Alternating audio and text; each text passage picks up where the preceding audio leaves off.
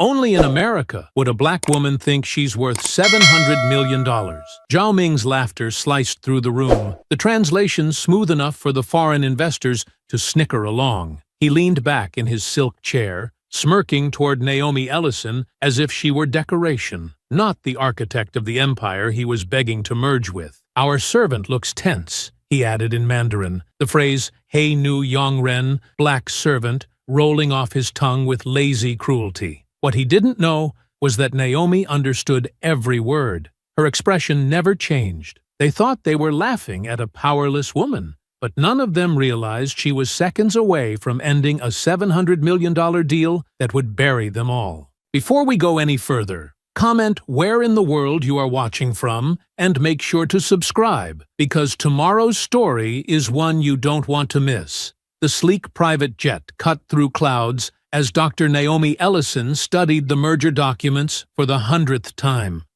Her reading glasses perched on her nose as she flipped through the pages, each one representing a piece of the $700 million deal with Zhao Industries.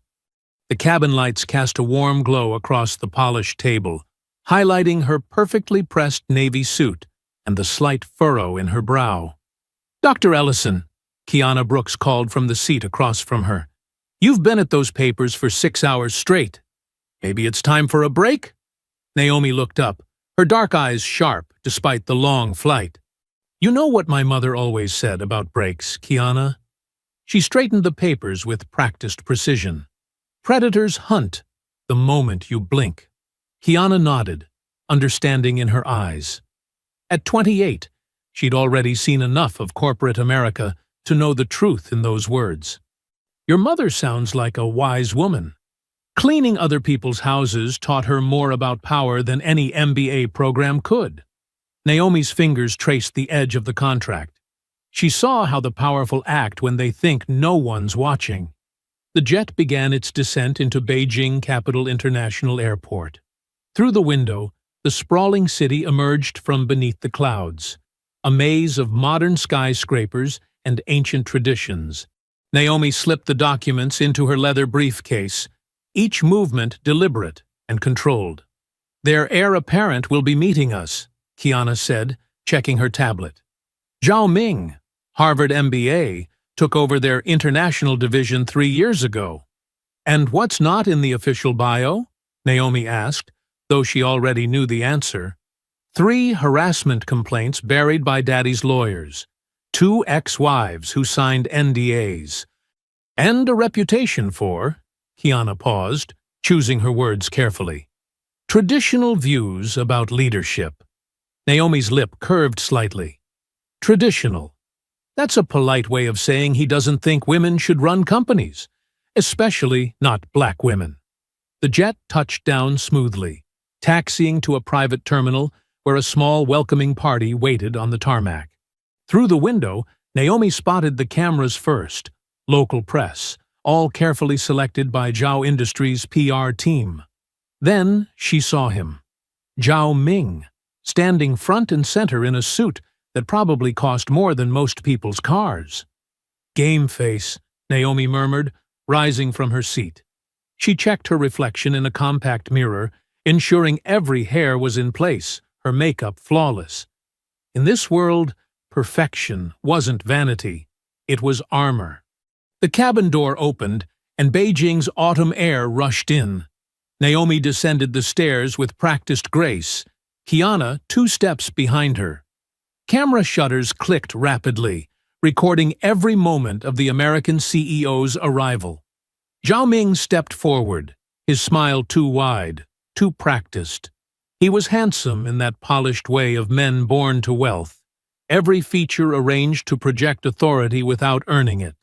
He extended his hand, and Naomi took it.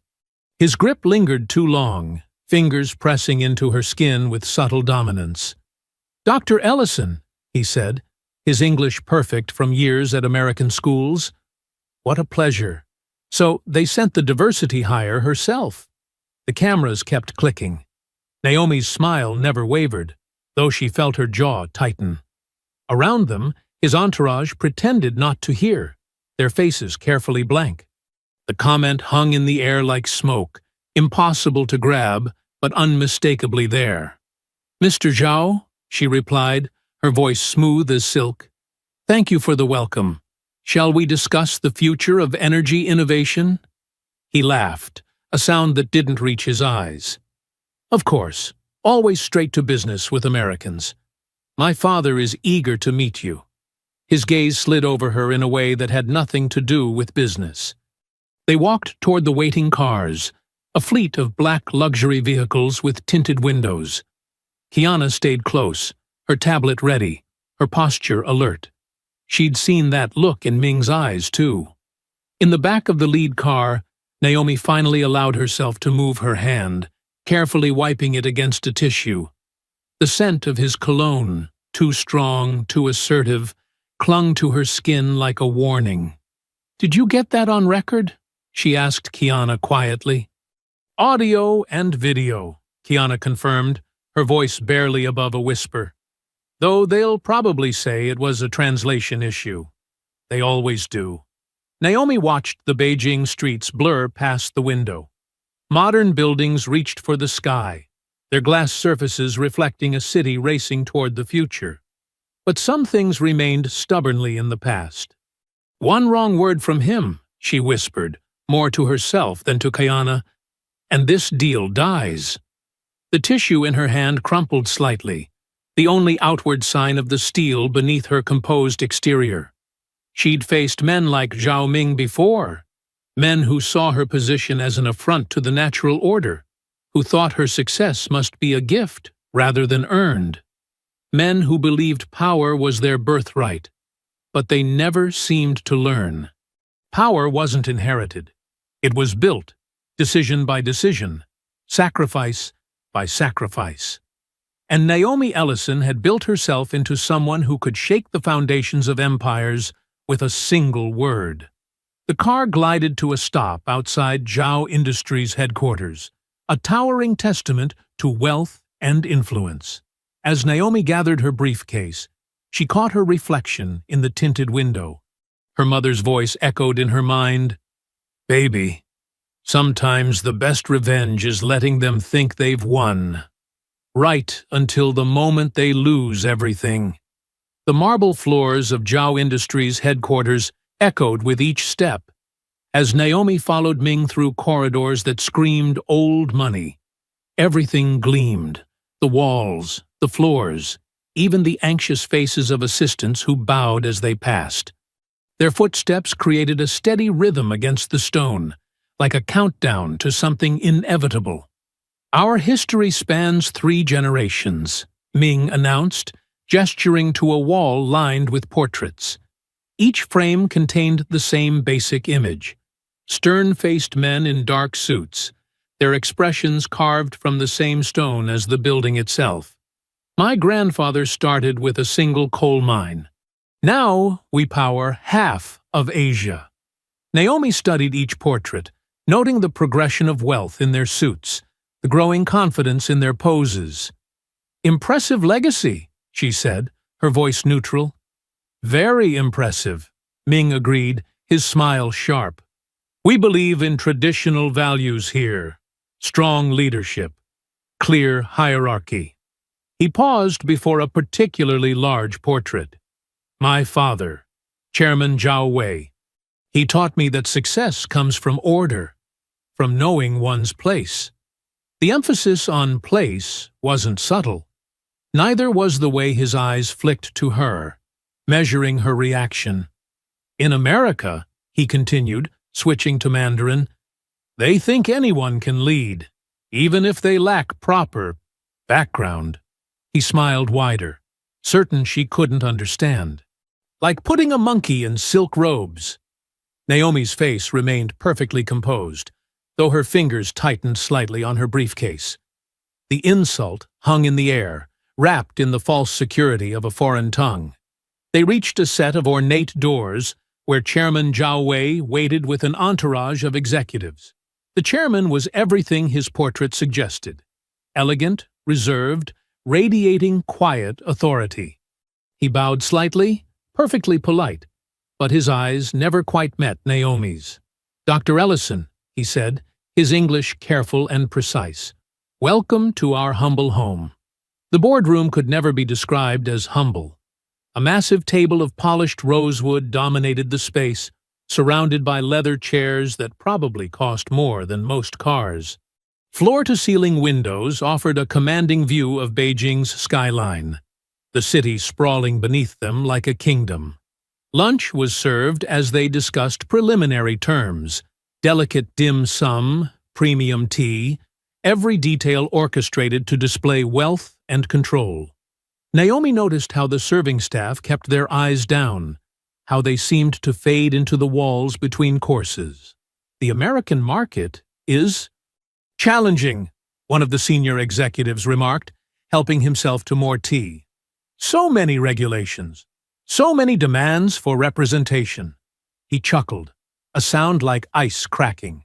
"And the women there, such strong opinions, such loud voices." Other executives joined his laughter, a chorus of artificial amusement. Chairman Zhao's face remained neutral, but something like approval flickered in his eyes. Ming didn't even try to hide his smirk. Naomi set down her teacup with precise control. "Volume rarely correlates with impact," she said, her voice carrying the weight of every degree she'd earned, every barrier she'd broken. "True power speaks for itself." Her eyes met the executives, and the laughter died. Something in her gaze, the quiet certainty, the unshakable dignity, turned the temperature in the room several degrees colder. The silence that followed felt like a vacuum, sucking the smugness from their faces. Chairman Zhao cleared his throat. "Shall we review the proposed timeline?" The meeting continued, but the atmosphere had shifted. Naomi noticed how they began watching her more carefully, like men who'd suddenly realized they might be standing on thin ice. Hours later, in her hotel suite, Naomi stood at the window watching Beijing's lights flicker to life. The city looked different from this height, less intimidating, more vulnerable. She pulled out her phone and dialed Kiana's room. "Did you get everything?" she asked when Kiana answered. "Every word," Kiana confirmed. "Both languages, including Ming's charming monkey comment." Naomi's reflection smiled back at her from the window. "Good. They think speaking Mandarin makes them invisible. That's exactly what we need." "The chairman's more careful than his son," Kiana observed, "but that comment about loud women shows exactly what they think of us." Naomi touched the cool glass, her fingertip tracing the outline of the Zhao Industries building in the distance. "They see our voices as a threat because they've never had to fight to be heard. So what's our play?"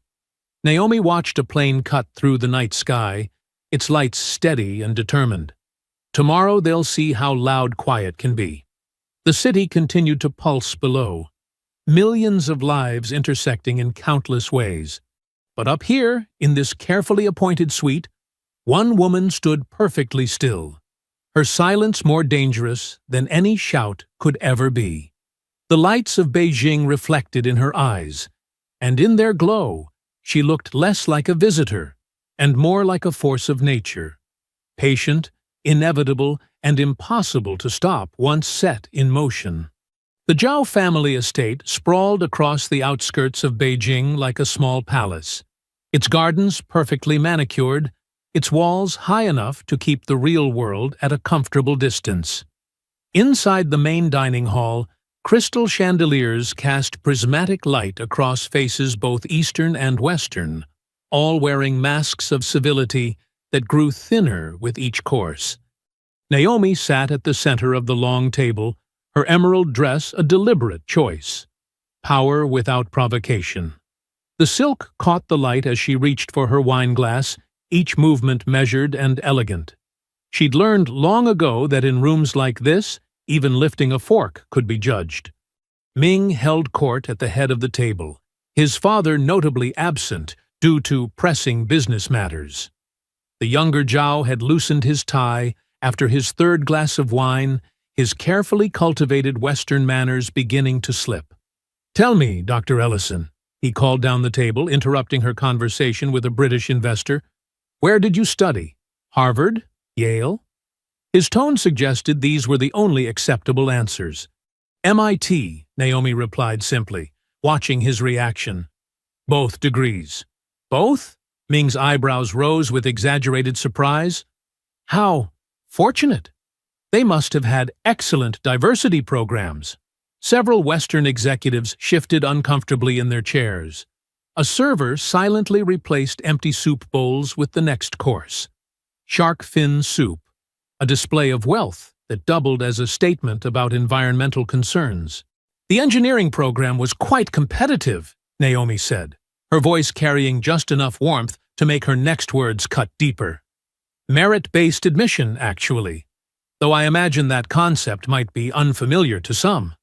A few quiet coughs around the table. Ming's smile tightened. Of course, he said, switching to what he imagined was an African accent, thick and caricatured. We are all very impressed with your achievements. He looked around the table, seeking approval. In America, everyone gets trophy. Yes, everyone wins.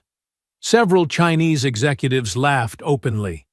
The Western investors managed nervous chuckles, their eyes darting between Ming and Naomi, measuring the distance between social discomfort and business necessity. Naomi noted each face, each laugh, each cowardly compromise. Her memory was excellent. It had to be. Growing up where forgetting who stood with you and who stood against you could break you. The soup arrived in elegant bowls, steam rising like spirits seeking escape. Naomi watched the fins float in the broth, endangered species served with silver spoons. More symbols, more statements. You know, Ming continued, emboldened by the previous laughter. My father worried about this partnership. He said American companies lack discipline, proper respect for hierarchy. He gestured with his wine glass. But I told him, sometimes we must adapt to new ways, yes? Even if they are… He paused, searching for the word, unexpected.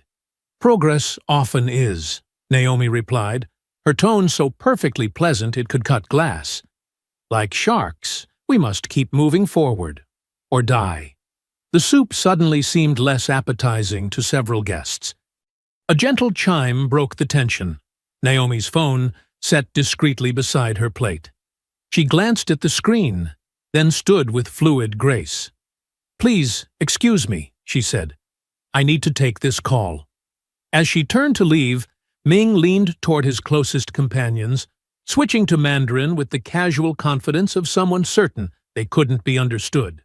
Hey Nu Yong Ren, he said, the slur rolling off his tongue. Black servant. Laughter rippled around the table, starting with the Chinese executives and spreading uncertainly to some of the Western guests. The kind of laughter that comes from wanting to belong, from fear of being excluded from power's inner circle. Naomi's step faltered for just a moment. In that pause, time seemed to crystallize. She could feel her heartbeat, steady and strong, each pulse a reminder of every moment like this one, every smile she'd maintained while swallowing rage, every lesson her mother had taught her about dignity being armor. The chandelier light caught her earrings as she resumed walking, each step precise, unhurried. The laughter followed her to the door, but it couldn't touch her. She'd learned long ago that true power isn't in the ability to hurt others. It's in the ability to walk away, gathering their mistakes like ammunition, waiting for the perfect moment to show them exactly who they'd underestimated. The dining room door closed behind her with a soft click that somehow seemed louder than all the laughter combined. In the hallway, surrounded by ancient Chinese artifacts worth millions, Naomi stood perfectly still. She didn't clench her fists or let her face show anything but perfect composure. Instead, she took one deep breath, then another, each one fueling the fire of determination that had carried her from a small house in Atlanta to this moment. The phone in her hand hadn't actually rung. It was a tool, like everything else. The dress, the smile, even this strategic retreat. Each piece carefully chosen, each moment choreographed toward an end they couldn't yet see. Behind those doors, they were still laughing, still certain of their superiority, still believing that power was measured in cruelty and wealth. They couldn't hear her silence, couldn't recognize it for what it was. Not submission, but the calm before a storm. They would learn, as so many others had, that underestimating Naomi Ellison was like mistaking a sleeping lion for a house cat, a mistake you only make once. Naomi smoothed her dress, checked her reflection in a gilded mirror, and pushed open the heavy wooden doors of the dining room. The laughter that had followed her out died mid-breath. She moved to her seat with measured grace, every eye in the room tracking her movement. Ming was still wearing his self-satisfied smile, though it flickered slightly when she met his gaze directly. The shark fin soup had grown cold, crystalline patterns forming on its surface like ice on a pond. "My sincerest apologies for the interruption," Naomi said, in perfect Mandarin, her pronunciation crisp and clear. "I wanted to properly thank you for this excellent meal." The silence that followed was absolute. Ming's face drained of color so quickly he seemed to age years in seconds. Around the table, expressions shifted from confusion to dawning horror as they realized the magnitude of their mistake. A wine glass toppled, spreading red across white linen like blood. "Dr. Ellison," Ming stammered in English, "I didn't realize—" "Clearly," Naomi continued in Mandarin, her voice carrying to every corner of the room. "Though I'm curious, would it have mattered?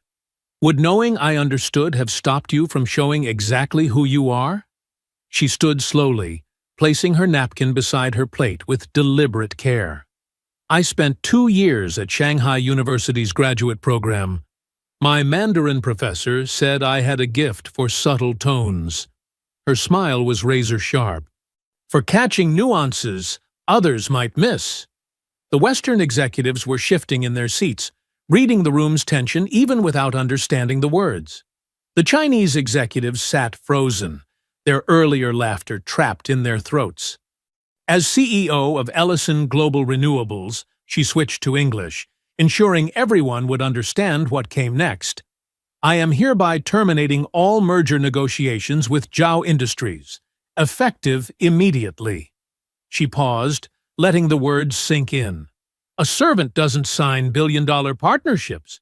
She ends them. Chairs scraped against marble floors as people rose in panic. Ming shot to his feet, his face now flushed with desperate anger.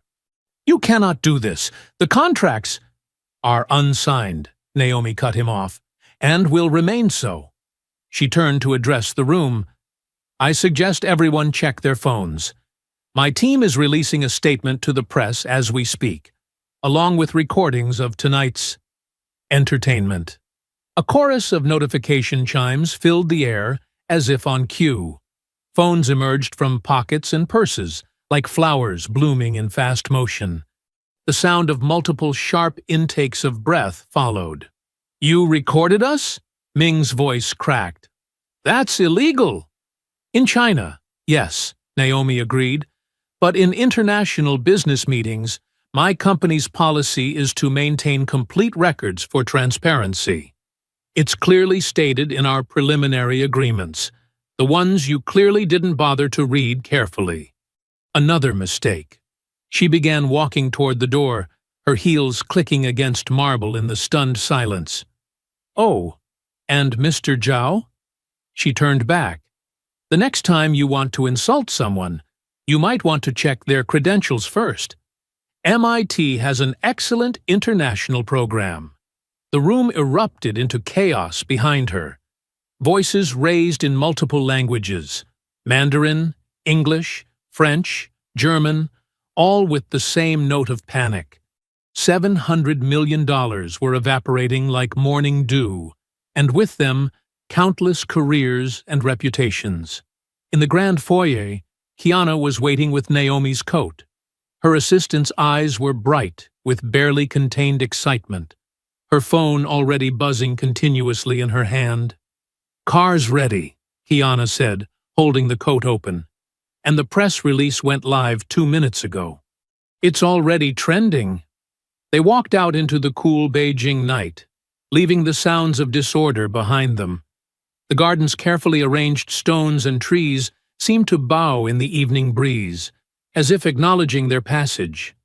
The limousine door closed with a solid thunk, sealing them in climate-controlled quiet. Kiana's phone continued to vibrate, headlines flashing across its screen faster than she could read them. Ellison Global cancels major Chinese merger. Shock at Zhao Industries. Dinner. Deal collapses. Breaking. Racist remarks. Torpedo 700 Menators energy deal. Through the tinted windows, the Zhao estate's lights grew smaller, its perfectly manicured grounds receding into the darkness.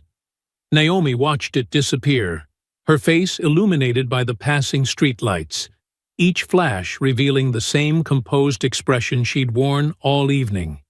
"Social media is exploding," Kiana reported, scrolling through her feeds. "The recording is everywhere. CNN is calling for comment. So is Bloomberg. The Wall Street Journal wants an exclusive." She looked up. "What should I tell them?" Naomi continued staring out the window, watching Beijing's modern skyline rise before them, all glass and steel and ambition. "Good," she said simply. "Let them talk." In the reflection of the window, she could see her own face superimposed over the city lights, clear-eyed, unshaken, exactly as her mother had taught her to be. In her mind, she could hear her mother's voice. "Baby, sometimes the biggest victory is just walking away with your head high." The limousine glided through the night, carrying them toward the airport where the company jet waited. Behind them, an empire built on arrogance was learning an expensive lesson about underestimating the wrong person. Ahead, headlines were spreading across the globe, carrying not just news of a failed deal, but a message about power, respect, and the cost of casual cruelty. The Beijing sunrise painted the city in shades of amber and gold, but Naomi had been awake long before dawn. She stood at her hotel suite's floor-to-ceiling windows, watching digital stock tickers scroll across the sides of skyscrapers. Ellison Global's stock was flashing in angry red, down 12%, and falling. Below, a swarm of reporters clustered around the hotel's main entrance like anxious bees. Security guards formed a human barrier, keeping the press at bay. Camera flashes punctuated the morning light, even from 30 floors up. "They're saying it's the biggest deal collapse in clean energy history," Kiana said from her position at the suite's dining table, surrounded by tablets and laptops. She hadn't slept either. Her usually pristine blazer was slightly wrinkled, coffee cups scattered around her workstation. Chinese social media is split between outrage and, well, more outrage. But Western outlets are calling it a watershed moment for corporate accountability. Naomi's phone buzzed again, the 20th call from David Levin in the past hour. She'd been ignoring them all, but this time she picked up. The video call connected, revealing her CFO's face, flushed with barely contained fury. "Do you have any idea what you've done?" David's voice crackled through the speaker. His usually perfectly combed hair was disheveled, his collar askew. "The board is in chaos.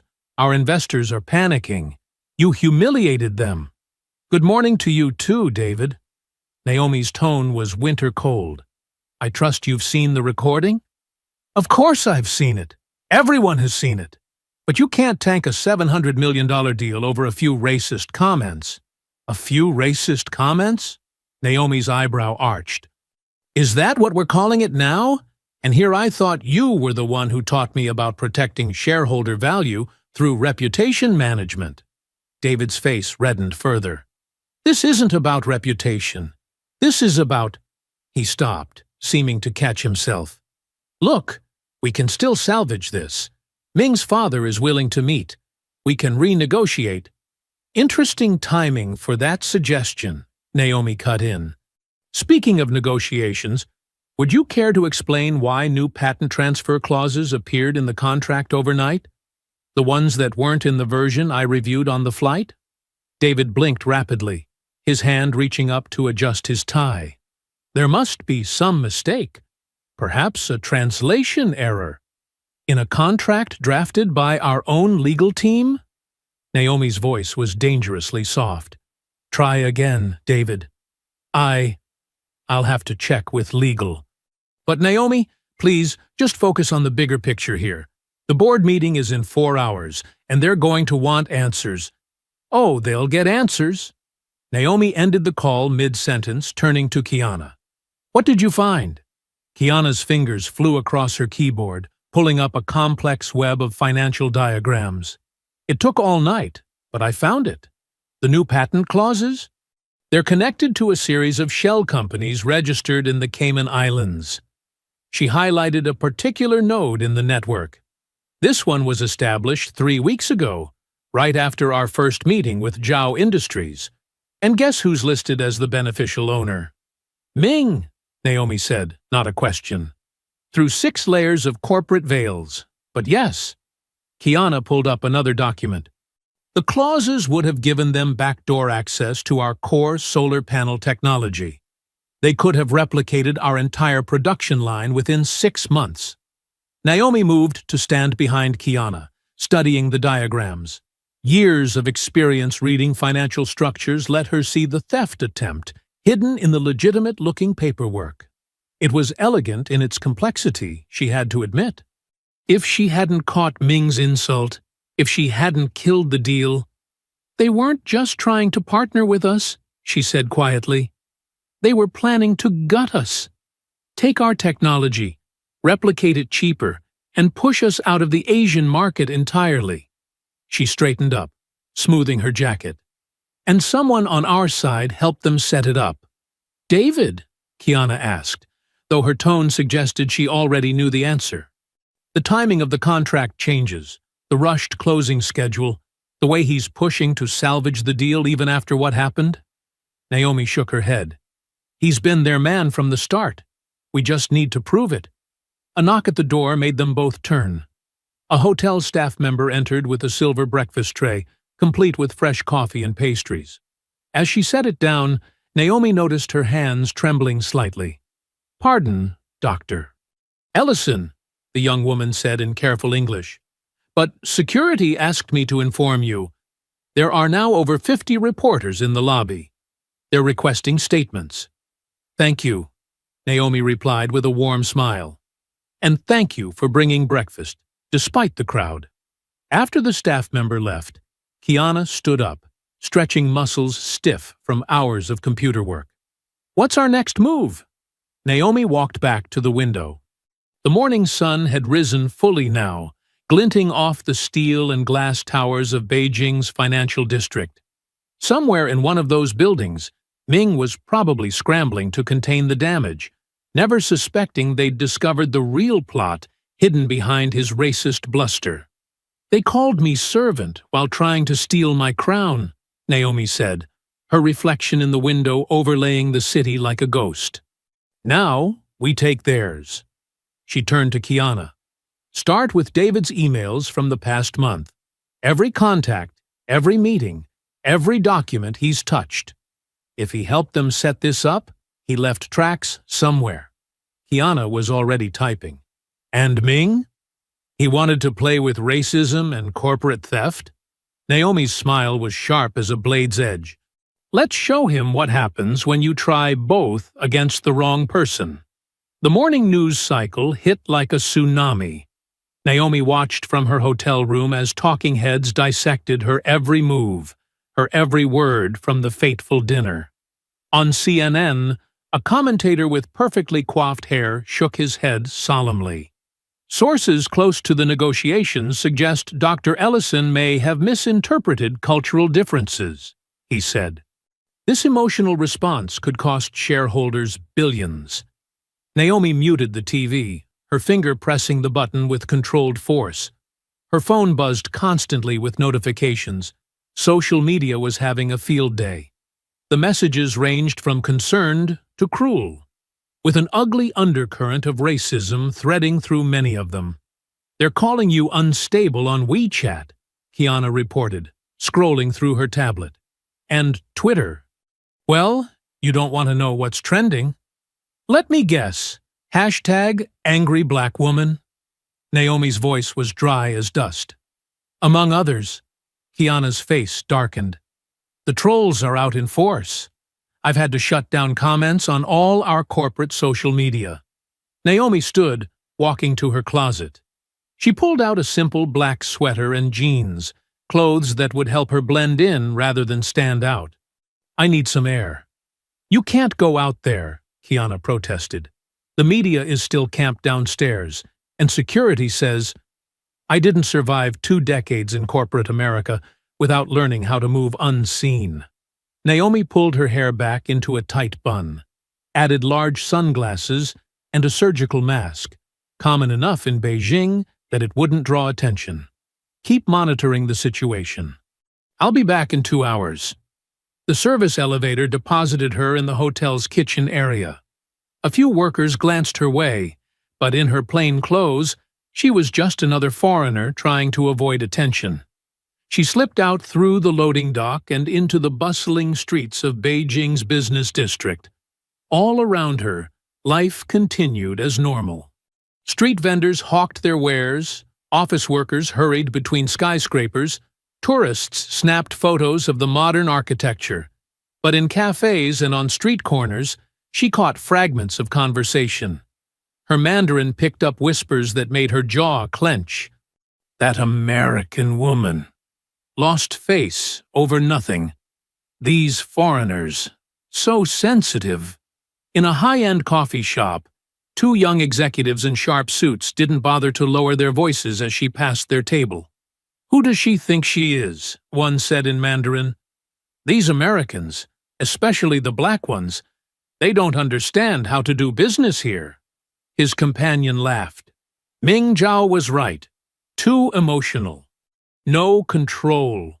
Naomi ordered her coffee in perfect Mandarin, watching their faces pale as they realized she'd understood every word. She took her drink to a corner table, opening her phone to find Ming's face plastered across Chinese business news sites. His official statement was a masterpiece of subtle condescension. "While we respect Dr. Ellison's passion, her emotional reaction to standard business negotiations raises concerns about her ability to operate in international markets. We remain open to dialogue once cooler heads prevail." The translation didn't capture all the nuances. The way his choice of words in Mandarin painted her as hysterical, unstable, out of her depth. The comments below the articles were worse, a cesspool of racist and sexist vitriol barely disguised as business criticism. Her phone buzzed with a message from the board.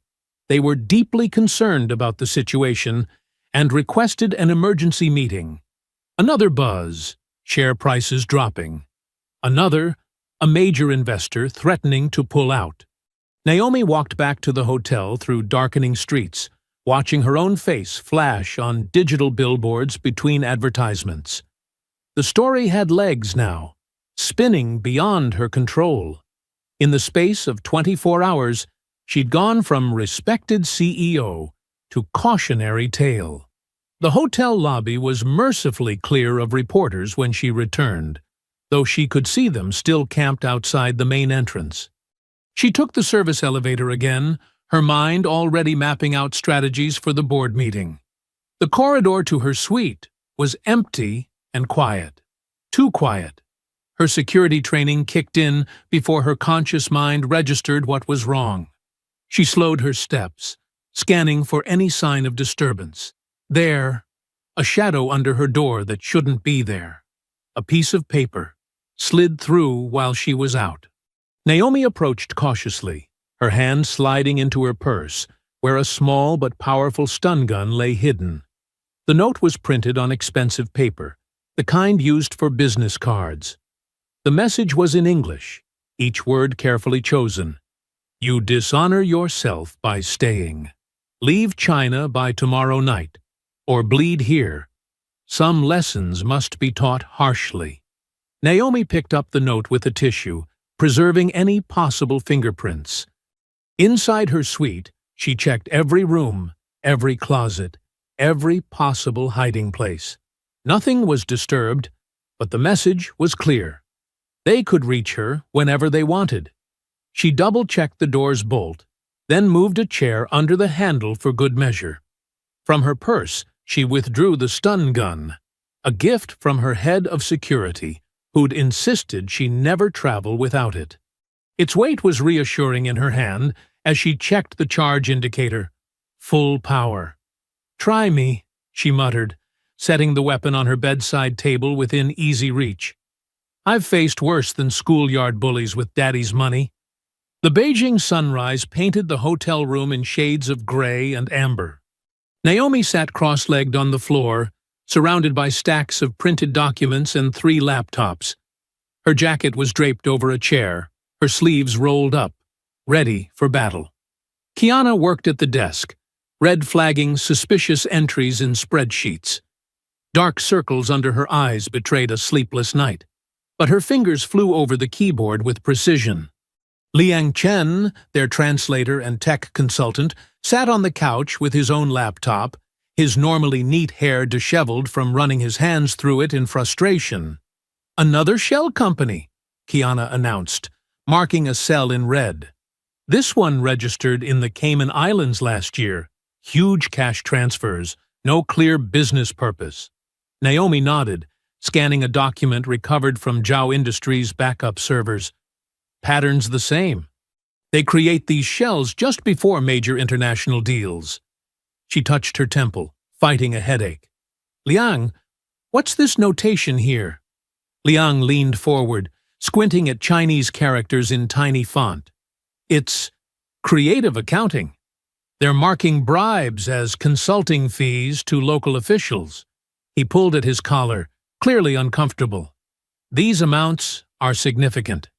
"Track them," Naomi ordered, passing him a USB drive.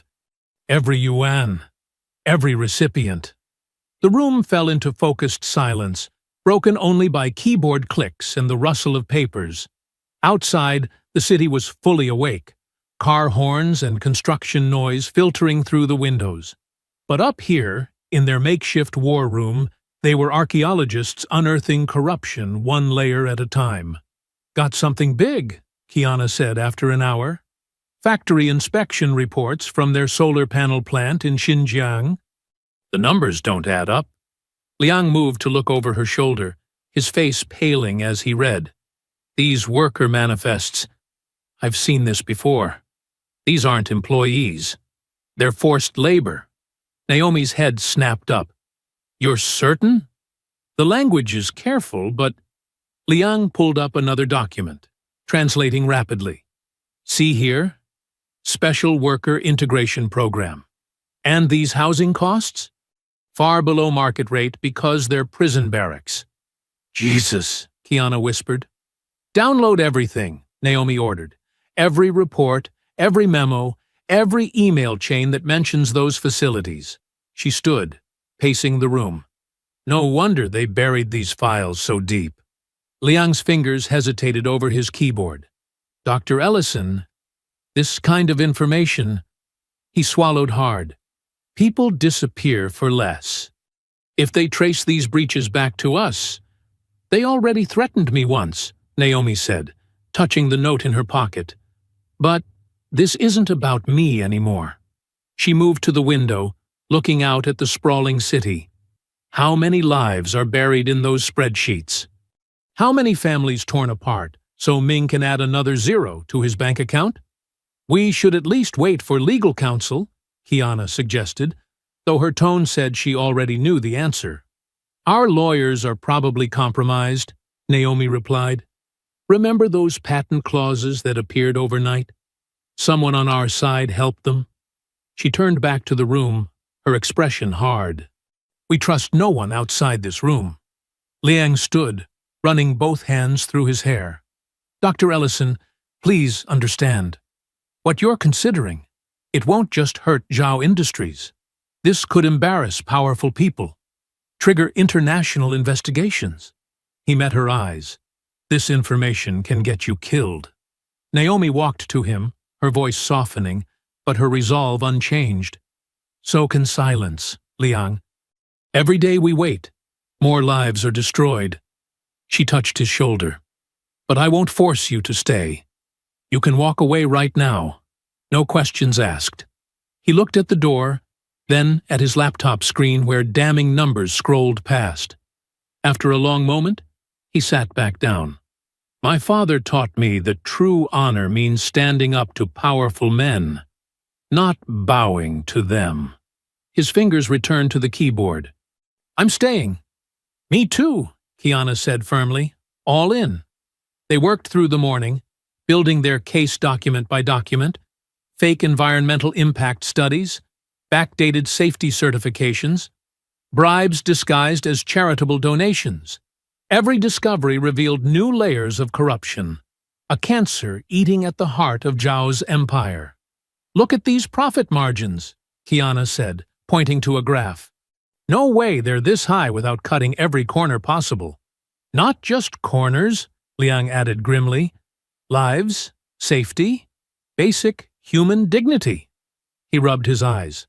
The deeper we dig, the worse it gets. Naomi studied a series of photos showing factory conditions. We need more than documents. Witnesses, insider testimony. She turned to Liang. Any chance your contacts might... A sharp tap on glass made them all freeze. Across the street, sunlight flashed off a camera lens. A man in a black suit stood in an office window, photographing their room with a long-range camera. Down! Naomi ordered. They dropped to the floor as she crawled to the window, keeping low. The man was already gone, leaving only empty windows reflecting morning light. Close the curtains, she told Kiana. Liang, start encrypting everything we have. Triple protection. She pulled out her phone, typing rapidly. They're watching us now. We need to move fast. The heavy curtains slid shut, plunging the room into artificial twilight. In the dim light, their laptops glowed like campfires, casting shadows on tense faces as they raced to secure their findings before the storm broke. The digital clock on the nightstand blinked 2:00 a.m. in harsh red numbers. Naomi sat at the desk in her hotel room, reviewing security footage Kiana had pulled from Zhao Industries' servers. Her eyes burned from staring at the screen, but she couldn't sleep. Not with what they'd discovered. A soft click cut through the silence. Naomi's head snapped up. That wasn't the normal settling of the building. Her hand moved toward her purse, where the stun gun waited. The door burst open with a crack of splintering wood. 3 men in black masks rushed in, moving with military precision. The first one lunged for her before she could reach her purse. Naomi grabbed the desk lamp and swung hard. It connected with a satisfying crunch. The man stumbled back, cursing in Mandarin. She kicked the desk chair at the second attacker, buying precious seconds. The third man cornered her by the coffee maker. Without thinking, Naomi grabbed the pot of water she'd been heating for tea and flung the scalding liquid at his face. His scream pierced the air as he clawed at his mask. Glass shattered as they knocked over the side table. Naomi's bare feet crunched on the fragments, but adrenaline dulled the pain. She ducked a wild punch, years of kickboxing classes taking over. Her elbow found a solar plexus. Someone's nose met her knee. The door connecting to Kiana's room burst open. Her assistant charged in, wielding a wooden chair like a battering ram. She slammed it into the back of the man grappling with Naomi. "Run!" Naomi shouted, grabbing Kiana's arm. They bolted for the hallway, leaving the men tangled in furniture and cursing. Their bare feet slapped against cold tile as they sprinted for the stairwell. Behind them, heavy footsteps and angry shouts echoed off the walls. Naomi's heart hammered against her ribs. The fire exit felt miles away. They hit the stairwell at full speed, taking the steps 2 at a time. The metal door clanged shut behind them just as the fire alarm began to shriek. Red emergency lights cast everything in a hellish glow. "Keep going!" Naomi gasped as Kiana stumbled on the 10th floor. Their pursuers were gaining. She could hear them above, their boots thundering on the metal stairs. They burst out of the stairwell on the 4th floor, racing down a service corridor. A cleaning cart provided cover as they caught their breath. "Back entrance," Kiana panted, pointing. "Through the kitchen." Naomi nodded, her lungs burning. They moved as quietly as they could, bare feet silent on the industrial carpet. Behind them, the fire alarm continued its deafening wail. They made it to the kitchen just as voices shouted in Mandarin from the stairwell. The cold tile against their feet was almost welcome after the rough carpet had scraped their soles raw. "There!" One of the men spotted them through the kitchen window. Naomi grabbed a pot from the drying rack and hurled it at the window. The crash bought them precious seconds as they darted between steel counters and hanging utensils. They reached the loading dock just as police sirens began wailing in the distance. The night air hit them like a slap, raising goosebumps on their arms. They didn't stop running until they reached the busy street 2 blocks away. Only then did Naomi realize she was shaking. Her silk pajamas were torn and spattered with coffee. Blood trickled from cuts on her feet. Kiana didn't look much better, her t-shirt ripped at the shoulder, hair wild around her face. "Are you okay?" Naomi asked, grabbing Kiana's shoulders. "Yeah," Kiana nodded, still breathing hard. "You?" "I'll live." Naomi tried to steady her trembling hands. "We need to get somewhere safe. They'll be watching my backup hotel." "My cousin has an apartment in the University District," Kiana said. "She's out of town this week."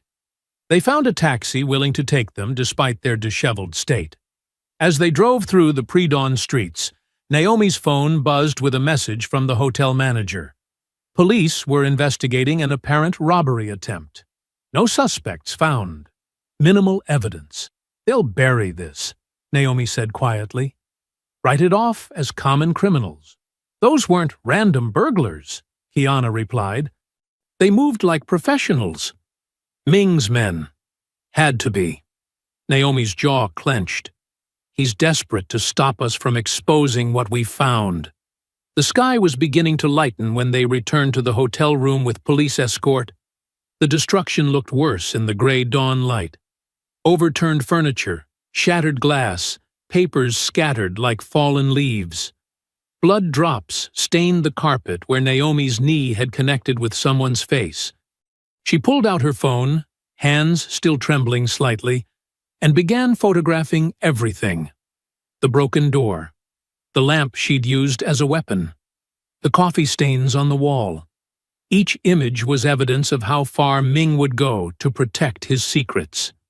"They drew first blood," Naomi whispered, lowering her phone.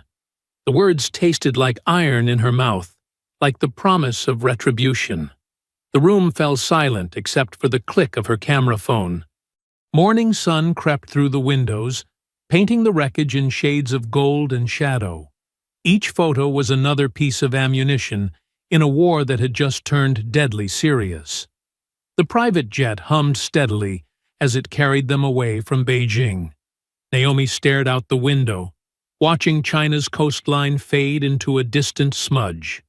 Her body ached from the attack, cuts and bruises hidden beneath a crisp business suit. 2 armed security guards sat near the cockpit, a new addition she'd never needed before. Kiana dozed fitfully in the seat across from her, dark circles under her eyes betraying their sleepless nights. They'd barely rested since fleeing to her cousin's apartment, spending hours documenting everything and arranging secure transport home.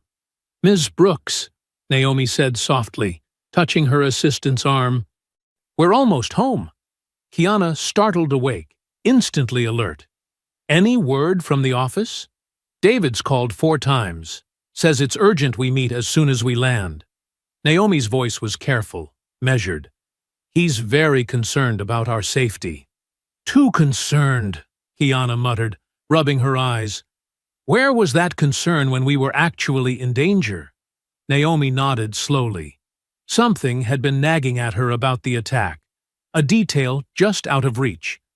She closed her eyes, replaying that violent night. The masks, the precision, the way they'd known exactly when to strike. The jet touched down in Atlanta under heavy gray skies. A corporate car waited on the tarmac, more security visible in the terminal. Naomi felt the weight of eyes on her as they walked through the airport, whispers following in their wake. The attack hadn't made international news, but rumors spread fast in business circles. Ellison Global's headquarters loomed ahead, glass and steel reaching toward storm clouds. Naomi straightened her spine, ignoring the protest of bruised ribs. She wouldn't let them see her pain. The elevator ride to the executive floor was silent. When the doors opened, David Levin stood waiting, concern etched on his polished features. "Naomi," he said, stepping forward with open arms. "Thank God you're safe." "When we heard about the attack—" She stepped past his attempted embrace, noting how his smile flickered. "Save the theatrics, David. We have work to do." His pressed suit and perfect hair seemed suddenly artificial to her. A costume rather than clothing. He followed them into her office, launching into a prepared speech. "The board is concerned about market stability," he said, pacing. "Ming's team is pushing a narrative about cultural misunderstanding. If we apologize, smooth things over." "Smooth things over?" Naomi's voice could have frozen flame. "They tried to kill us." "We don't know it was them," David said quickly. "Local police say it was probably opportunistic criminals." "Criminals who knew exactly when we'd be reviewing sensitive documents?" Kiana cut in. "Who moved like trained fighters?" David's hand went to his tie, adjusting it nervously. The motion made his sleeve ride up slightly, and Naomi's breath caught.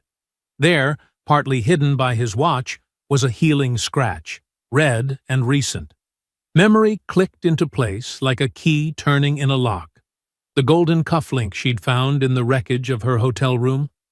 The same custom design she'd seen David wearing at last month's board meeting.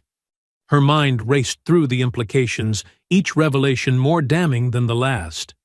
"You're right," Naomi said, keeping her voice steady through sheer will. "We need to handle this carefully. Give me the weekend to review our options." Relief flooded David's face. He hadn't noticed her staring at his wrist. "That's exactly what I was hoping you'd say. We can draft a statement, maybe arrange a private meeting with Ming."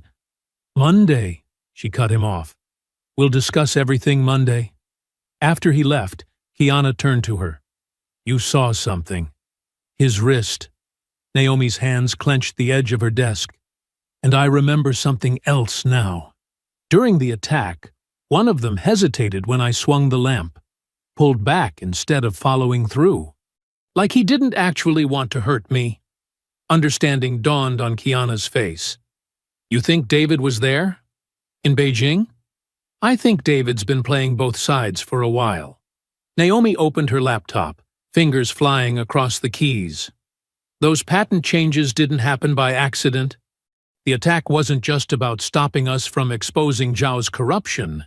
It was about destroying evidence of David's involvement."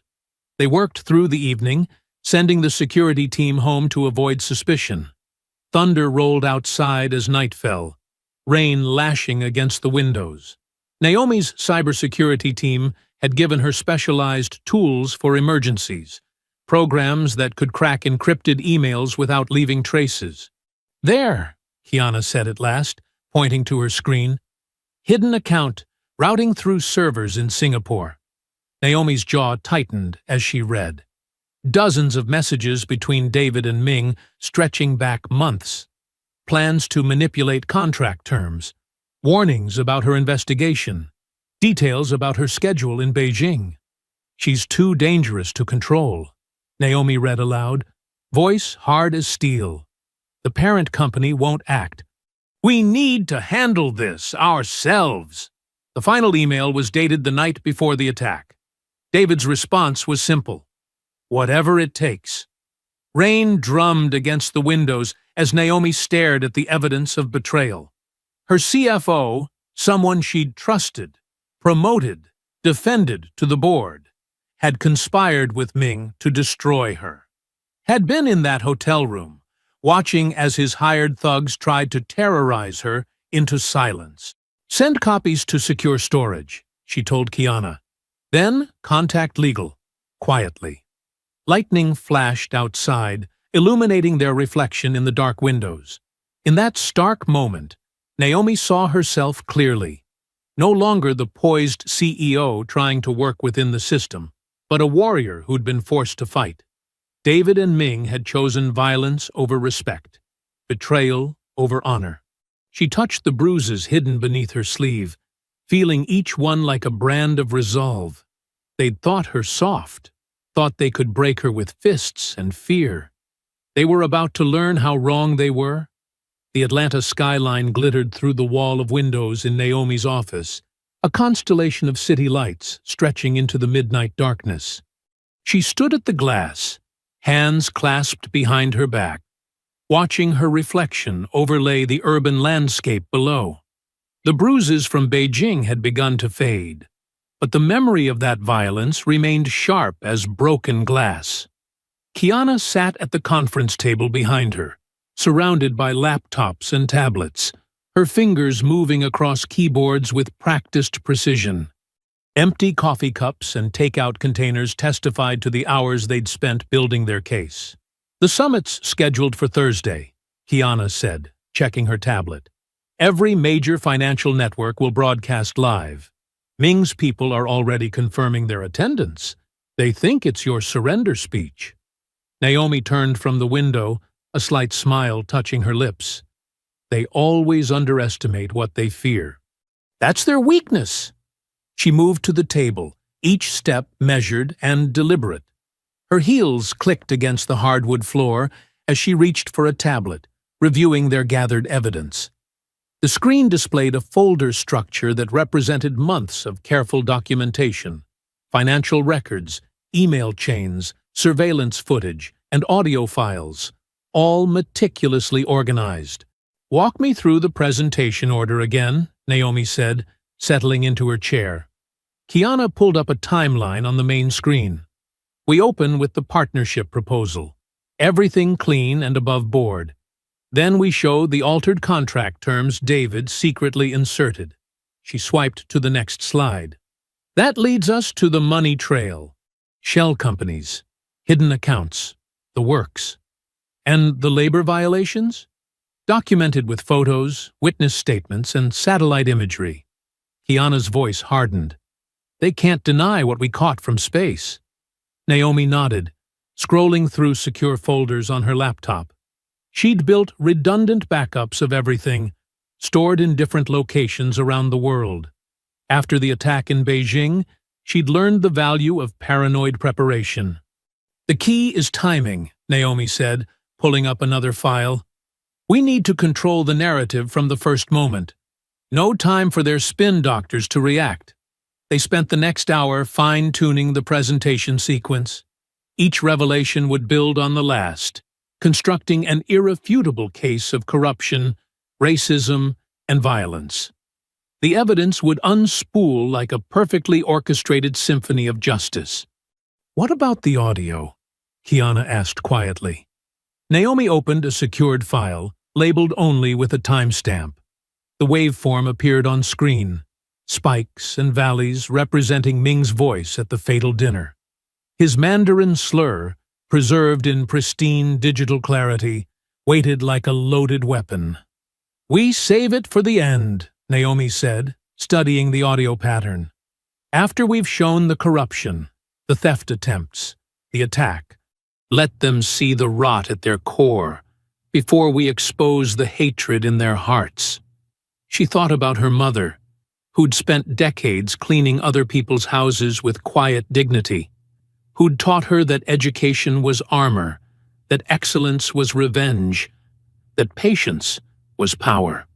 The memory of Ming's sneering face floated in her mind, his casual cruelty, his assumption of superiority. Check the investor list again, Naomi instructed, pushing the memory aside. I want to know exactly who'll be in that room. Kiana pulled up profiles on her tablet. Most of the major funds confirmed. European pension managers, Gulf state sovereign wealth representatives, Asian development banks. She paused, scrolling. Even the Chinese State Investment Corporation. Good. Naomi stood, walking to a whiteboard covered in flowcharts and connections.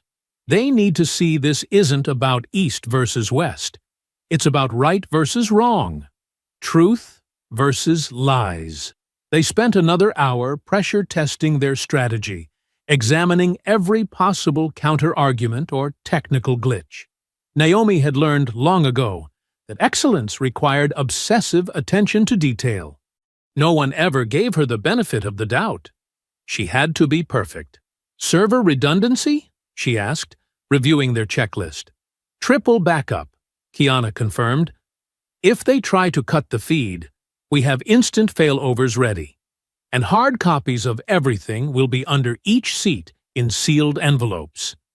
Naomi allowed herself a small smile. They'd thought her soft, thought they could bully her into silence. Instead, they'd taught her to be bulletproof. The city lights continued their silent dance beyond the windows as midnight deepened toward dawn. Naomi returned to her laptop, opening the audio file one last time. She adjusted her headphones, wanting to be absolutely certain of the quality. Ming's voice filled her ears, the Mandarin syllables precise and poisonous. Hey Nu Yong Ren, black servant. She could hear the smirk in his voice, the absolute certainty of his superiority. In the background, nervous laughter rippled from his audience of sycophants and cowards. Naomi's finger hovered over the trackpad, her reflection in the screen steady and resolute. The woman looking back at her wasn't angry anymore. She was focused, determined, unstoppable. She'd transformed their hatred into fuel, their violence into purpose. The audio waves pulsed on screen, waiting to be unleashed. One click would start an avalanche that would bury Ming, David, and their entire corrupt empire. Not with fury or vengeance, but with truth and unshakable evidence. She pressed play once, listening to the slur again. Then she closed the laptop with a quiet click. Tomorrow, she said, her voice carrying the weight of certainty. They kneel. The video wall in Naomi's executive conference room displayed a grid of faces, power brokers and kingmakers from every corner of the global finance world. Their expressions ranged from polite interest to barely concealed boredom. They thought they were here to witness her capitulation, her career's quiet death. Naomi stood before the cameras in a crisp white suit, her posture relaxed but commanding. Kiana sat off-camera, monitoring the technical feeds and backup systems. The morning sun streamed through the windows, casting a golden glow across the polished conference table. Thank you all for joining us, Naomi began, her voice steady and clear. I've called this summit to address recent events and share some crucial information about the proposed Zhao Industries partnership. Ming's face appeared in one of the larger video panels, broadcasting from his father's ornate office in Beijing. He wore a practiced smile, probably expecting her to apologize, to beg forgiveness for her emotional outburst. Chairman Zhao sat behind him, face impassive as stone. Let's begin with the original partnership agreement, Naomi said, sharing her screen. The contract appeared, its terms highlighted in blue. This was the version we initially discussed. She clicked forward. New text appeared, marked in red. And these are the alterations secretly inserted the night before signing. Notice the changed patent transfer clauses, the modified ownership structures. Murmurs rippled through the virtual gathering. Ming's smile flickered but held. Our investigation revealed these changes were designed to facilitate illegal technology transfers through a network of shell companies. Another click brought up a complex web of financial flows. This structure, centered around Ocean Bright Holdings Limited, connects directly to accounts controlled by Zhao Ming. The murmurs grew louder. Ming's smile vanished entirely. But this was just the surface, Naomi continued, her pace measured and relentless. Our team uncovered systematic fraud dating back years. She began sharing document after document, forged audit reports, falsified safety inspections, bribery payments disguised as consulting fees. These transfers, she highlighted a series of transactions, show payments to government officials through offshore accounts. The dates correspond exactly with approved permits for facilities that failed environmental impact assessments. Chairman Zhao finally stirred, leaning forward to whisper something to Ming. But Naomi was already moving to her next revelation. We also discovered evidence of forced labor at multiple Zhao facilities. Satellite photos appeared, along with internal memos and witness testimonies. Workers held against their will, passports confiscated, living in monitored dormitories. The investors' faces had transformed from boredom to shock to growing anger. Ming was typing frantically on his phone, probably trying to contact his damage control team. When we discovered these irregularities, Naomi said, her voice taking on an edge of steel, I raised concerns at a private dinner. The response was illuminating. Her finger hovered over the keyboard. In the brief pause, she met Ming's eyes through the screen. His face had gone pale, realization dawning too late. She pressed play. Ming's voice filled the conference room, his Mandarin words precise and poisonous. Hey Nu Yong Ren. The slur hung in the air like smoke. Then came the ripple of nervous laughter, the sound of glasses clinking, the moment of casual cruelty captured in perfect digital clarity. Naomi let the recording play to its end. Then she switched to Mandarin, her pronunciation flawless. You called me servant. Now serve your shame. The reaction was immediate and devastating. Investors began disconnecting one by one, their video panels going dark like lights being extinguished. Those who remained wore expressions of disgust and fury. On the financial ticker running along the bottom of the video wall, Zhao Industries' stock began to plummet. The numbers fell faster with each passing second, millions in value vanishing like mist in sunlight. Ming's face had gone from pale to ashen. Behind him, Chairman Zhao stood slowly, his expression a mask of contained rage. He reached for Ming's shoulder, his grip visibly tight even through the video feed. The complete evidence package has been transmitted to relevant regulatory authorities in 12 countries, Naomi stated, switching back to English. You'll find copies in your secure inboxes, along with documentation of which agencies have been notified. Another wave of disconnections followed. The stock price continued its freefall. This concludes our presentation, Naomi said. Thank you for your time. She reached for the disconnect button, pausing for one final moment to meet Ming's devastated gaze. In his eyes, she saw the ruins of his empire, the ashes of his arrogance. Then she pressed the button, and his face vanished into digital darkness. The room fell silent, except for the soft hum of electronics. Naomi stood motionless for a moment, feeling the weight of what she'd just accomplished settling around her shoulders. Years of corruption exposed, decades of privilege shattered, all with the simple power of truth. She drew in a deep breath, then released it, slowly. That's one empire gone, she whispered. Kiana began shutting down the systems, closing laptops and powering down screens. The morning sun still streamed through the windows, but it felt different now, cleaner somehow, as if the light itself had been purified by what had just transpired. The stock ticker continued its relentless descent, marking the destruction of billions in market value. But for Naomi, the numbers were secondary. She'd done what she'd set out to do, not just protect her company, but strike a blow against the kind of casual hatred that had haunted her entire career. She reached for her water glass, took a small sip, and watched as the financial world absorbed the shockwaves of what she'd just unleashed. In Beijing, phones would be ringing, lawyers would be scrambling, and Ming would be facing his father's wrath. But here in Atlanta, in this quiet conference room, Naomi had finally proven what her mother had always taught her. Excellence, truly, was the best revenge. The first video appeared just 3 hours after the summit ended. Shaky footage showed what looked like Naomi shoving a Chinese staff member during her Beijing visit. By noon, dozens more had surfaced, all grainy, all misleading, all carefully edited to paint her as volatile and aggressive. Naomi stood at her office window, watching dark clouds gather over Atlanta's skyline. Her phone buzzed constantly with notifications, each one bringing a fresh wave of anonymous hatred. The messages ranged from racial slurs to detailed death threats, filling her inbox like poison.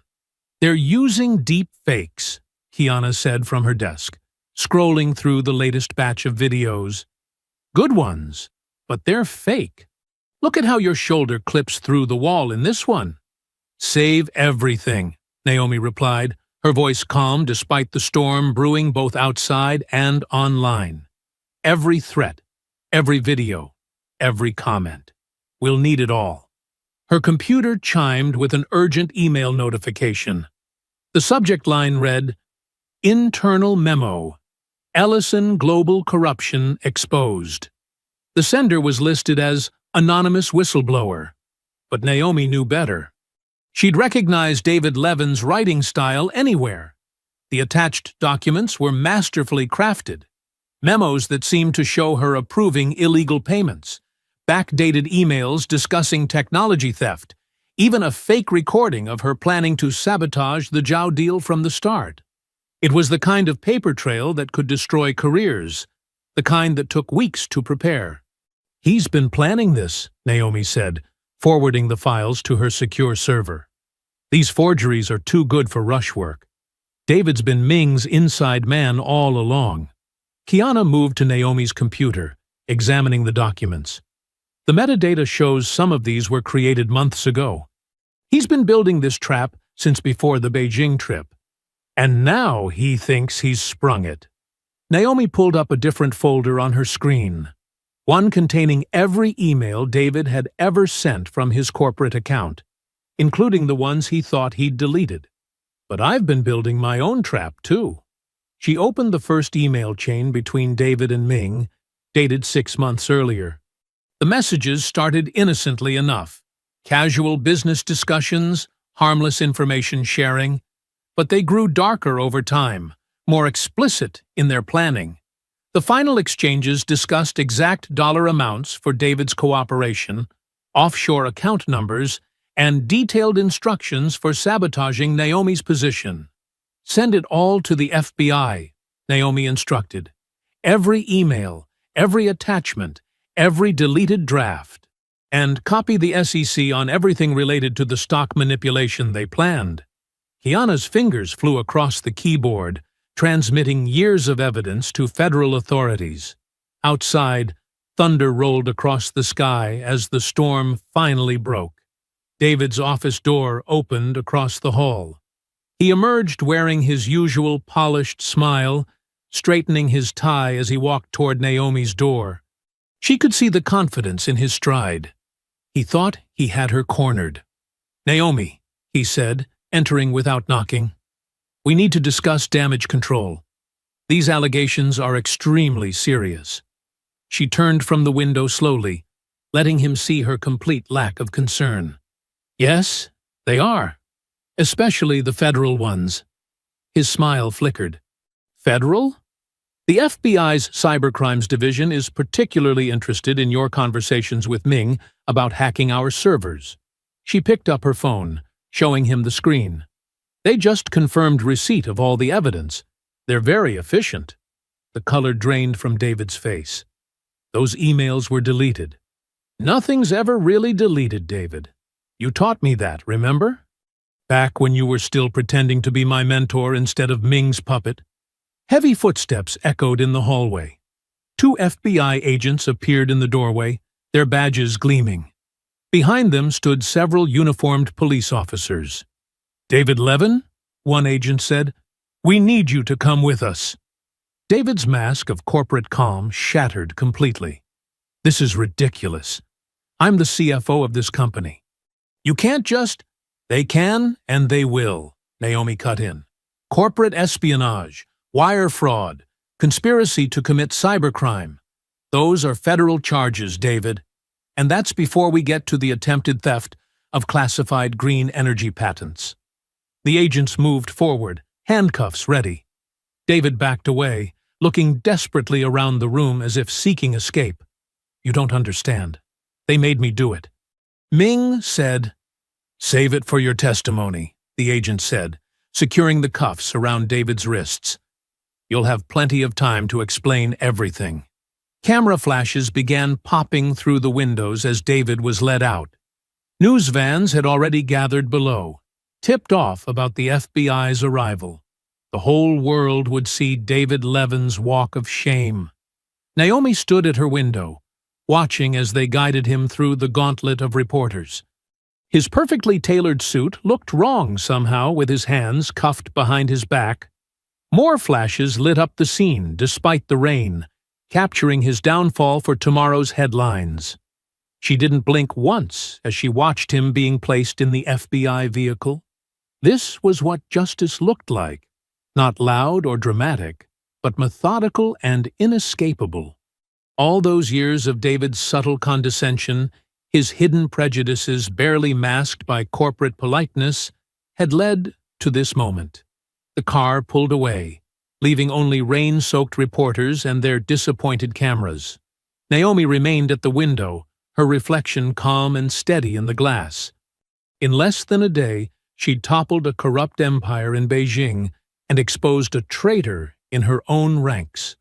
But she knew this wasn't the end. Power never surrendered quietly, and wounded predators were the most dangerous kind.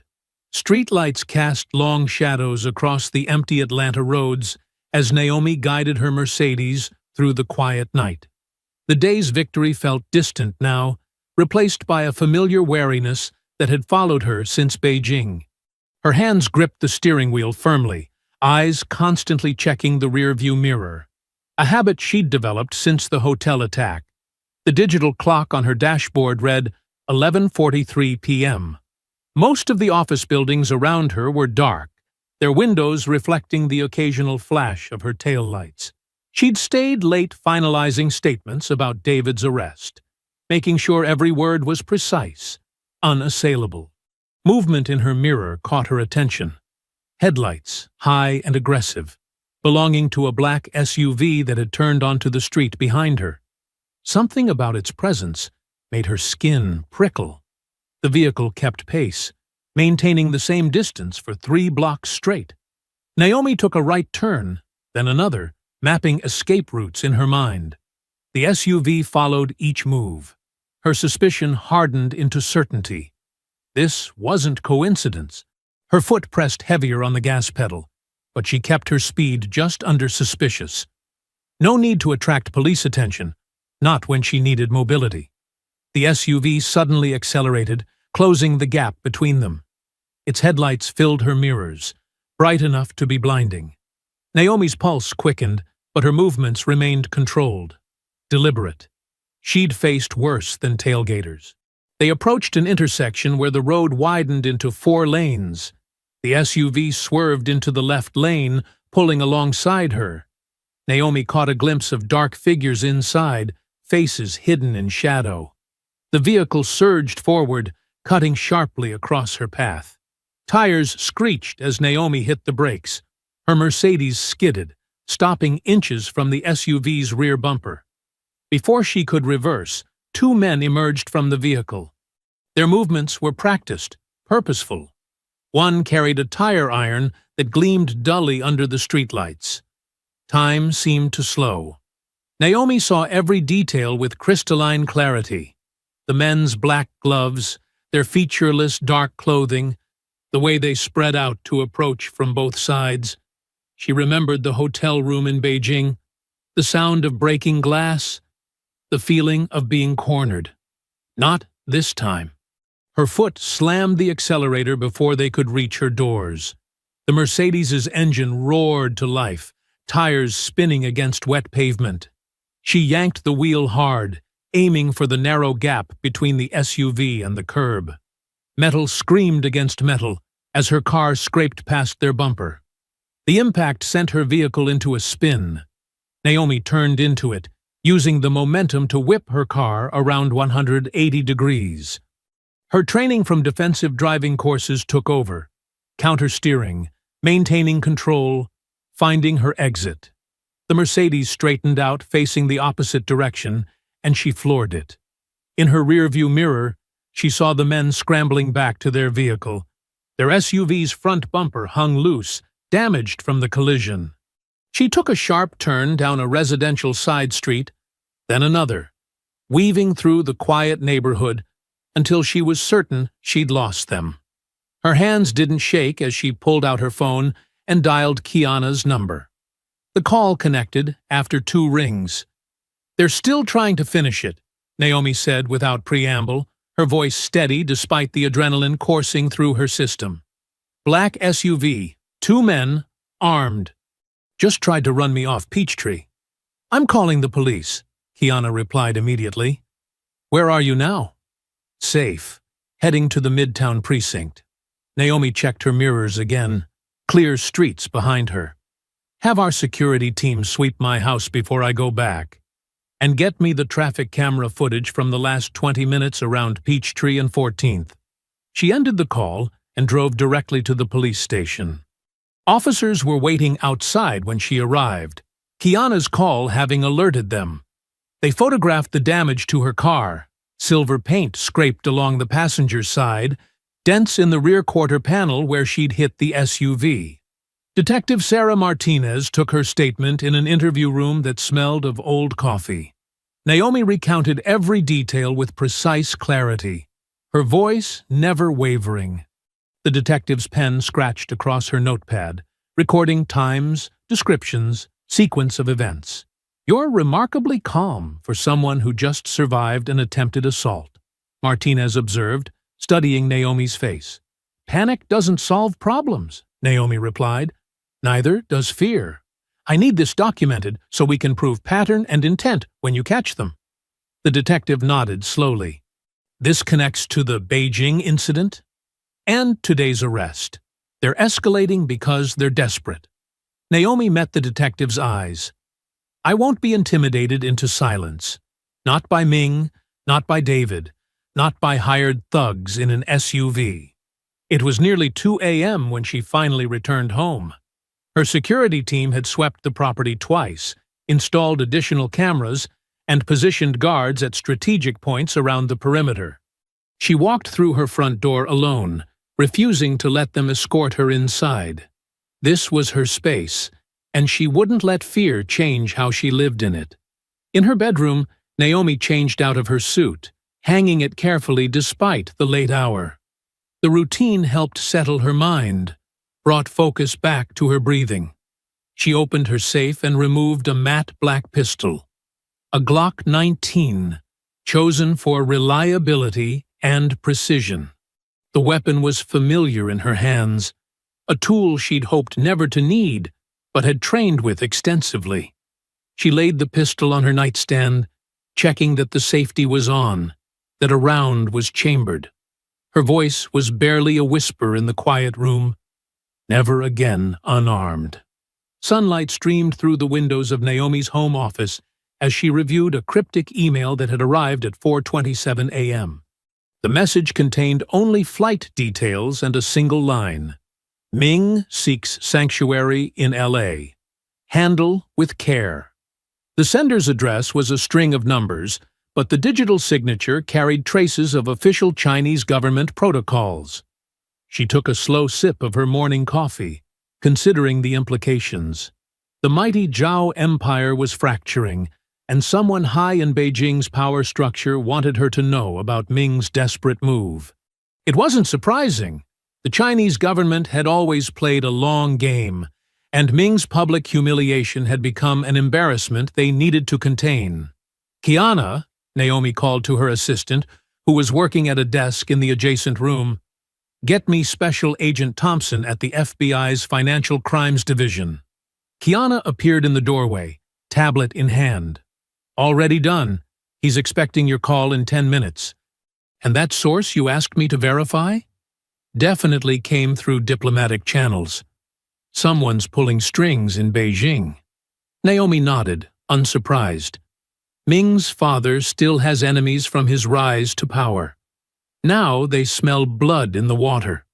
She stood and walked to the window, watching her security team patrol the grounds. "What time does his flight land?" "Private jet touches down at LAX at 2:15 p.m. Pacific. He's traveling under an alias, Michael Jiang, but the passport photo matches." The corner of Naomi's mouth twitched upward. "Sloppy. He's running scared." She turned back to her desk and opened her laptop. "Get me everything on his known contacts in California. Business partners, property holdings, shell companies, especially anyone who might hide him." For the next hour, they built a detailed map of Ming's West Coast connections. The pattern was clear. He was trying to salvage relationships with American investors, probably hoping to rebuild his empire from abroad. But his hasty exit suggested he feared more than just financial ruin at home. At precisely 9:04 a.m., Naomi dialed Agent Thompson's secure line. His gruff voice answered on the first ring. "Dr. Ellison, I hear you've got something interesting for us." "Zhao Ming enters U.S. airspace in 5 hours," she said, without preamble. "He's carrying falsified travel documents and planning to meet with investors who helped him launder money through Nevada casinos last year." There was a pause on the line. "That's very specific intelligence. Your source is reliable?" "Reliable enough that the Chinese government wants him caught and sent home. They're cleaning house, Agent Thompson. Ming's not just running from bad press anymore." "Give me everything you have," Thompson said. Papers rustled in the background. "And, Dr. Ellison, watch your back. If he's desperate enough to flee China, he might try to settle scores first." Naomi thought of the tire iron gleaming under streetlights, the sound of breaking glass in Beijing. "My security's doubled since last night's attempt. Focus on catching him before he disappears into some billionaire's compound in Beverly Hills." She spent the next several hours coordinating with FBI teams, providing documentation of Ming's financial crimes that her investigators had uncovered. The evidence was damning. Wire transfers to terrorist-linked accounts, bribes to African officials, systematic theft of intellectual property. Ming hadn't just been arrogant. He'd been sloppy, leaving digital fingerprints across every scheme. At 1:45 p.m. Eastern Time, Kiana rushed into the office. His plane just began descent into LAX. FBI's in position. Naomi pulled up a secure video feed that Thompson had granted her access to. Multiple camera angles showed the private terminal where Ming's jet would taxi. Teams of agents in tactical gear took positions behind vehicles and buildings. The sleek Gulfstream touched down right on schedule, its wheels sending up puffs of smoke against the California sunshine. It rolled to a stop near the private terminal, and for several long moments, nothing happened. Then the door opened, and a familiar figure appeared at the top of the stairs. Ming looked different from the arrogant man who had mocked her in Beijing. His designer suit was wrinkled, his hair unkempt. He carried only a small leather briefcase, clutching it like a shield. As he descended the stairs, his eyes darted around nervously, searching for waiting cars or friendly faces. Instead, he found FBI agents emerging from every direction, weapons drawn. Ming froze halfway down the stairs, his face a mask of disbelief and rage. Even through the grainy video feed, Naomi could read his lips as he shouted in Mandarin, demanding diplomatic immunity, threatening consequences. The agents were professional and efficient, securing him without drama. One removed the briefcase from his grip, while others cuffed his wrists. Ming's protests grew louder, more desperate, but the microphones picked up Agent Thompson's calm response. "Mr. Zhao, you're being detained for multiple violations of international banking laws. The Chinese government has already approved your immediate deportation." Naomi watched Ming's face as those last words registered. The color drained from his cheeks as he realized the truth. He wasn't being arrested. He was being sent back to face whatever punishment Beijing had prepared for his embarrassment of the state. "Get me the footage from his arrest," she told Qiana. "All angles, highest resolution possible. And find out who else was on that plane with him." "Already pulling it," Qiana replied, fingers flying across her tablet. "Preliminary passenger list shows 2 private security guards and a financial advisor. All 3 are being questioned." Naomi nodded, satisfied. On her screen, agents were leading Ming toward a waiting government vehicle. His shoulders had slumped, the fight draining out of him as the full weight of his situation sank in. Just before they put him in the car, he looked directly into one of the security cameras, as if he knew she would be watching. The Atlanta morning spilled golden light across the polished floors of Ellison Global's headquarters. 6 weeks had passed since Ming's arrest, and the business world was still reeling from the aftershocks. Naomi's heels clicked against marble as she walked through the main lobby, her pace measured and confident. The first person to notice her was a young intern sorting mail. His eyes widened, and he straightened up, hands fumbling with envelopes. Then others looked up from their desks and screens. A slow wave of recognition rippled through the open space. It started with a single pair of hands clapping, then another, until the sound swelled into thunderous applause. Employees emerged from offices and cubicles, their faces bright with admiration and respect. Some had tears in their eyes. Naomi maintained her composure, though her heart swelled. She nodded acknowledgments as she passed, occasionally touching a shoulder or returning a smile. These people had stood by her through the storm, never doubting, never wavering. In her office, Qiana waited with the morning briefings and a stack of messages. "Good morning, Dr. Ellison. The latest from Beijing. Zhao Industries stock has officially been delisted. Their board dissolved yesterday, and asset liquidation begins next week." "And the chairman?" Naomi asked, settling behind her desk. "Resigned in disgrace. The Chinese government's investigation found decades of corruption. He's under house arrest." Qiana's tablet chimed. "Oh, and Ming's federal indictment just came through. 37 counts of financial fraud, plus conspiracy charges. He's facing 20 years here if Beijing ever lets him leave their custody." Naomi allowed herself a small smile. An empire built on arrogance, torn down by its own pride. "Speaking of which," Qiana held up her tablet, "every major network wants you. Good Morning America, Today Show, 60 Minutes. They're offering primetime specials, exclusive sites downs." "No." Naomi's voice was firm but gentle. "They want to turn this into entertainment, Qiana. They want the angry black woman who brought down a dynasty. They want tears and drama and sound bites about revenge." "But your story could inspire so many people," Qiana protested. "Young women, especially women of color." "They don't need my face on TV," Naomi interrupted. "They need to see that truth still matters. That dignity and intelligence can defeat violence and hate." She gestured at the window, where morning sun painted the Atlanta skyline. "Let the facts speak for themselves. The stock prices, the criminal charges, the audit reports, that's the story." "Not me." Qiana nodded, understanding. "They wanted spectacle. We gave them truth." "Exactly." Naomi glanced at her watch. "I'm leaving early today. There's somewhere I need to be." The drive to her mother's old neighborhood took 30 minutes. The modest house where she'd grown up looked different now, restored to its original 1960s charm, with fresh paint and manicured flower beds. Naomi had bought it 3 years ago, keeping it as a quiet retreat from corporate life. Inside, afternoon light filtered through lace curtains her mother had hung decades ago. The furniture was mostly new, but certain pieces remained. The old piano where she'd practiced scales, the rocking chair where her mother had sat after long days cleaning other people's homes.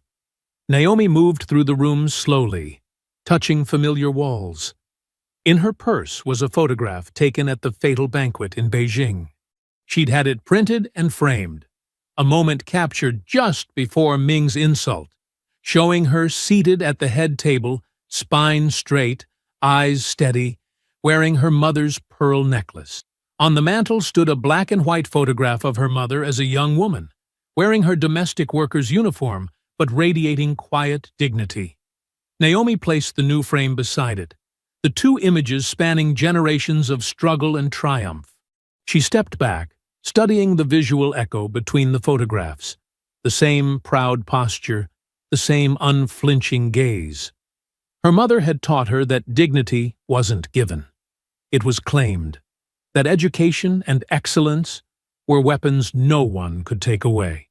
The last rays of sunset filled the room with soft amber light.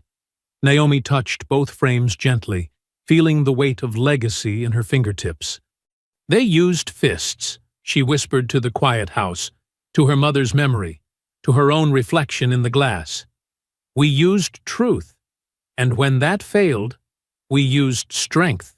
The words settled into the peaceful air like a final piece clicking into place.